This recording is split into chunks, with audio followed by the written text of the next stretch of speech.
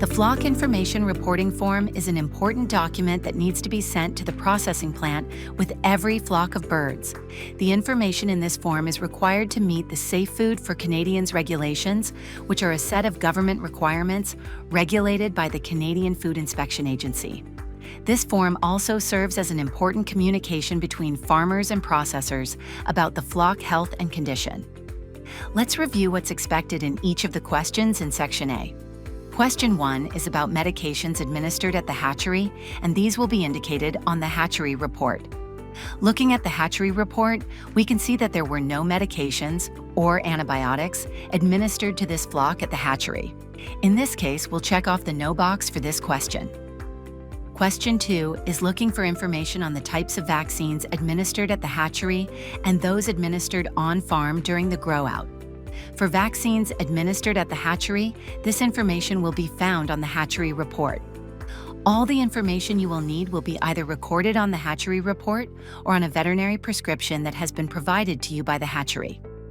After checking the Yes box, we'll move to the information in the table below. In the table, record the question number, in this case number 2. Next, record the name of the vaccine, in this case Vaccitech, in column A. If the vaccine name is not in this list, you can also type it in. Then, record the route of administration that the vaccine was given to the birds. For example, if the vaccine is given before the day of hatch, then this is an injection. Whereas if the vaccine was given on the same day as the hatch date, then this would be recorded as spray. In this case, the vaccine was administered on the day of hatch, so we'll record spray in column B. In column C, the first treatment date is recorded based on the information from the hatchery report as June 9, 2025. As this is a one-time dose, the same date can be recorded in column D to indicate the last treatment date. Next, the withdrawal period is recorded based on the information on the hatchery report. In most cases, the withdrawal time for vaccines is 21 days. Based on the withdrawal time of 21 days, the date in column F will be July 1, 2025. On the paper copy, we would write that date in, while on the electronic version, this date will populate automatically. Lastly, column G asks for the dose of vaccines administered.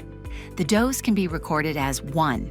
This dose unit reflects the manufacturer recommendations or the veterinarian prescription. For vaccines administered on farm during the grow-out, simply follow the same steps as above with the information provided by your veterinarian. Question 3 is looking for information on any medications that were given to the flock during the grow-out to treat a disease. This is something that the veterinarian would have been consulted about. These could be medications given in the feed or in the water. Since these medications are for treatment, you will have a veterinary prescription for these medications. In this flock, none of the feed medications are for treatment, and there are no additional vet prescriptions for water treatments, so we'll check the No box.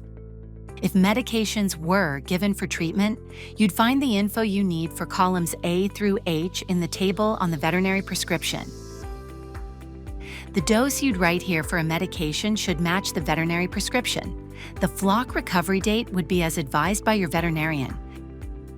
Question 4 asks about any disease diagnosed during the flock grow-out where no medications were administered to treat the disease. If this is the case, only column H needs to be complete with the name of the disease and the date that the flock recovered. Only diseases that have been diagnosed by a veterinarian need to be recorded here, for example, ILT. This information can be important for inspectors at the plant to differentiate between active and scar lesions, therefore minimizing condemnations. In our case, we'll check the No box. Question 5 is asking specifically about any medications with a withdrawal period used in the last 14 days prior to shipment. To check this, reference the feed slips to see if a medication was used in the last 14 days of the grow-out. If there was, be sure to check if this medication required a withdrawal time or not. If there was, then information in columns A through G would need to be completed, using the info on the feed slip. For this flock, we can see from the feed slips for the finisher feed used in the last 14 days that there was no medication with a withdrawal used. In this case, we can check the No box. Question 6 is asking specifically about any extra label medication use in the flock. When looking at feed slips or veterinary prescriptions, this type of use will have a CG FARAD reference number recorded close to the name of the medication. Whenever there is a CG FARAD reference number, this always means that the use of this medication is extra label and that this medication needs to be recorded as part of question number 6 on the flock information reporting form. As we can see from the feed slips for this flock, there is a CG FARAD reference number, so we had a medication which was being used in an extra label manner.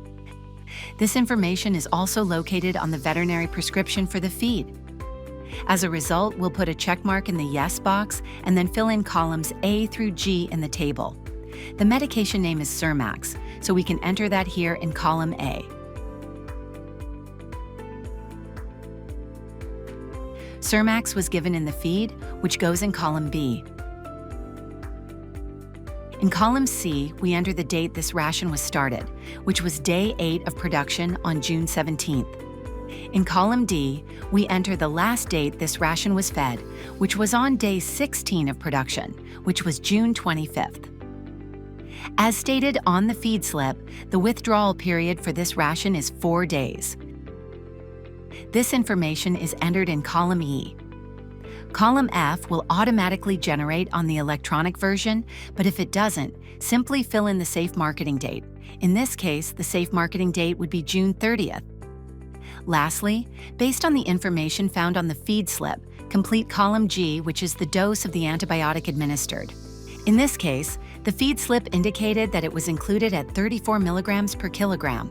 Remember to also include the veterinary prescription for any extra label medication use when you submit the flock information reporting form. Question 7 is asking about Category 1 medication use, which refers to either Exenel use at the hatchery or Baytril use on farm. This can be verified by looking at the hatchery report where any medications would be listed, or by a veterinary prescription for medication use during the grow-out. As a reminder, the preventive use of Category 1 and 2 medications are not permitted as part of CFC's Raised by a Canadian Farmer on-farm food safety program. Following this guidance and the instructions on the flock information reporting form will help to eliminate any delays in processing your flock at the processing plant.